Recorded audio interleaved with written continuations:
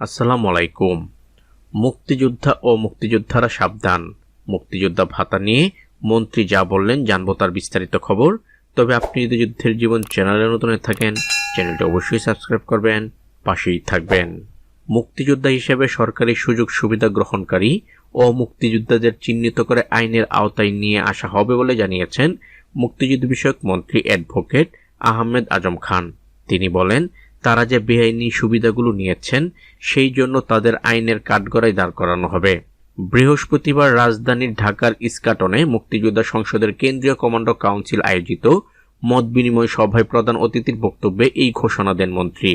একই সঙ্গে বীর মুক্তিযোদ্ধাদের তালিকা থেকে মুক্তিযোদ্ধাদের অব্যাহতি দেওয়ারও আহ্বান জানান তিনি।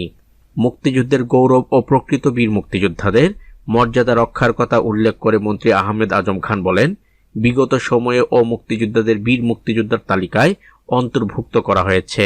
এটা অনৈতিক ও বেআইনি। আমরা স্পষ্ট করে বলছি যে আমরা যেসব মুক্তিযোদ্ধাদের চিহ্নিত করব এবং তাদের আইনের আওতায় নিয়ে আসব, তারা যে বেআইনি সুবিধাগুলো নিয়েছেন সেই সুবিধাগুলোর জন্য তাদের আইনের কাঠগড়ায় দাঁড় করাবো। মুক্তিযোদ্ধাদের স্বেচ্ছায় তালিকা থেকে রিজাইন করার আহ্বান জানিয়ে মন্ত্রী বলেন, আজও আমি আপনাদের সামনে আমার বীর মুক্তিযোদ্ধা নেতৃত্বের সামনে ঘোষণা করছি, যারা মুক্তিযোদ্ধা তাদের বলবো, আপনারা এখনই স্বেচ্ছায় সেই তালিকা থেকে রিজাইন করুন। সেক্ষেত্রে শাস্তির মাত্রা অবশ্যই কমতে পারে।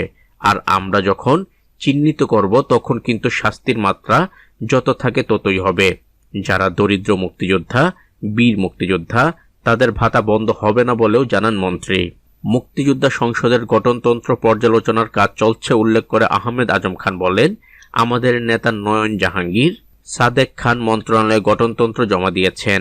আমি ব্যস্ত থাকি, গঠনতন্ত্র আমাকে একটু পড়তে হবে, এর জন্য আমাকে একটু সময় দেন। জুন মাস শেষের মধ্যে কাউন্সিল করতে হবে এবং 1 মাস আগে কাউন্সিলের সিদ্ধান্ত নিতে হবে। মে মাসের মধ্যেই সব ব্যবস্থা করতে হবে। সবাই মুক্তিযোদ্ধা সংসদের কেন্দ্রীয় কমান্ডো কাউন্সিলের আহ্বায়ক নাইম জাহাঙ্গীর, মুক্তিযুদ্ধ বিষয়ক মন্ত্রণালয়ের সচিব সহ দেশের বিভিন্ন জেলা ও উপজেলার মুক্তিযোদ্ধা সংসদের আহ্বায়করা উপস্থিত ছিলেন। তো আজ এ পর্যন্তই, দেখা হবে অন্য এক নতুন ভিডিওতে। ততক্ষণ পর্যন্ত সবাই ভালো থাকবেন, সুস্থ থাকবেন। আল্লাহ হাফেজ।